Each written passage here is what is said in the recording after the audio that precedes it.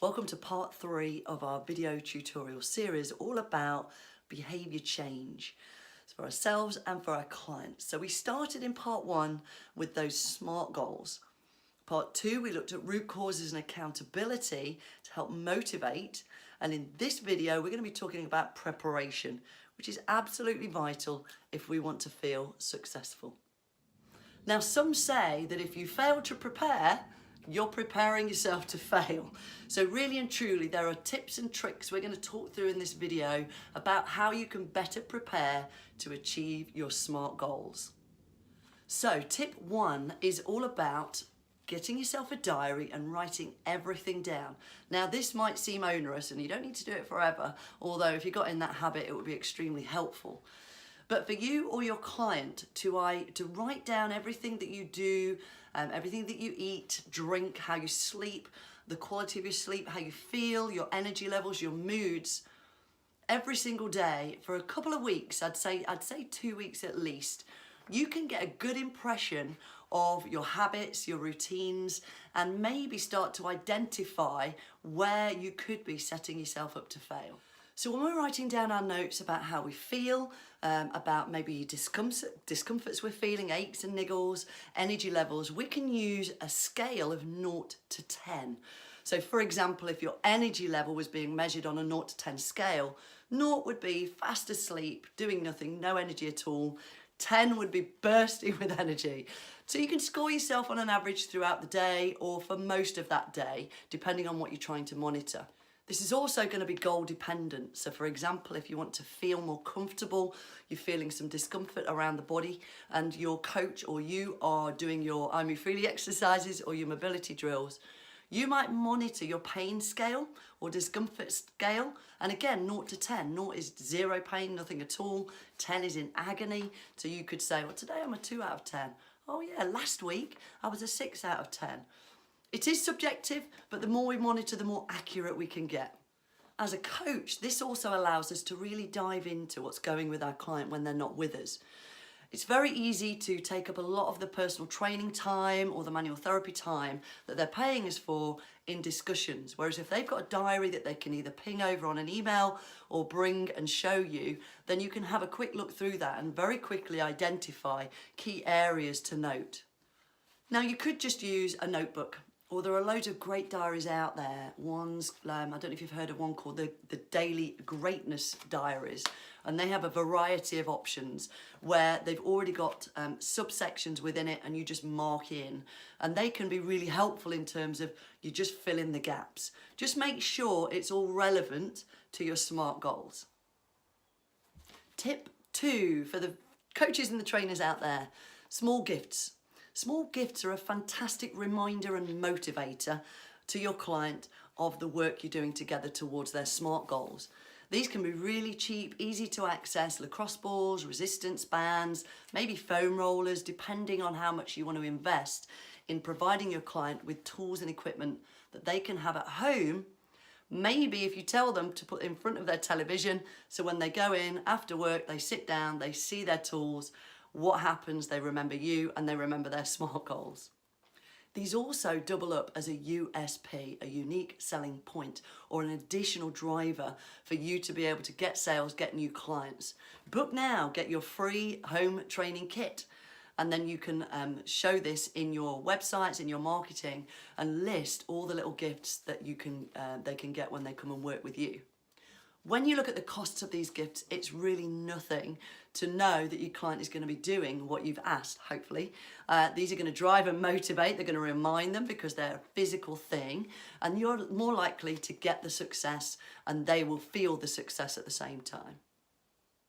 Tip 3.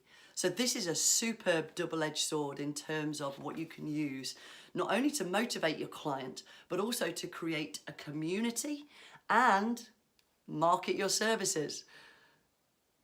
So, slightly more expensive than some of the kit you can get out there, but definitely an investment.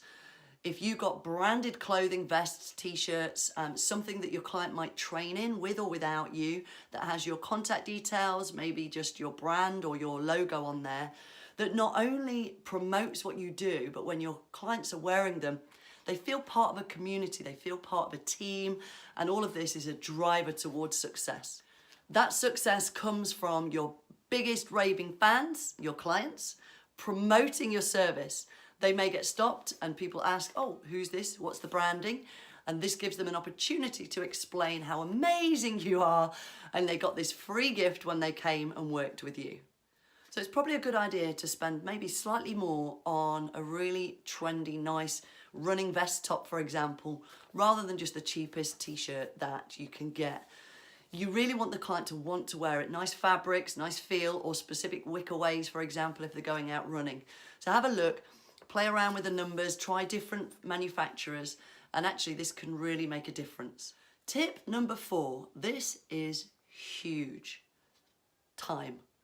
Your client will always come back with something got in the way of them doing their homework, something got in the way of them remembering, busy, kids, work, running around, things going on, feeding the pet, taking the dog for a walk. So what we need to do is help them understand how they can fit what we're giving them as homework into their daily routine. To do this, we really need to understand what their routine looks like so we can help them understand how easy it can be. And it is going to be a challenge because this is the biggest excuse for people not doing their homework, right? Now, as daft as it sounds, something as simple as a text throughout the day, how are you doing? Have you done your lacrosse ball rolls? Have you done your I Move Freely anti-spasm? Have you rolled around on the floor while you watch Jeremy Kyle? Whatever it is, just a little text, and we all have our phone attached to our right arm, right? Okay, so to be able to set yourself a reminder to text, and it might be a group text to all your clients, hi, did you remember whatever it is you want them to remember on a regular basis, and you would tell them you're going to be doing this. Obviously, we don't want to sound like a stalker, but this is also going to be part of your USP or your list of additional benefits in working with you. Your commitment to them regularly on a daily basis, even when they're not with you. Now, this doesn't have to happen constantly throughout the relationship, but in the beginning, helping your clients set up these new habits to change their behavior. This is what all of these tips are about.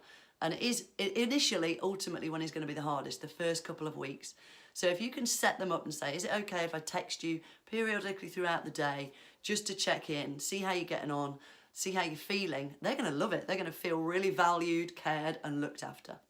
Make sure we set all of this up right at the beginning in the first consultation.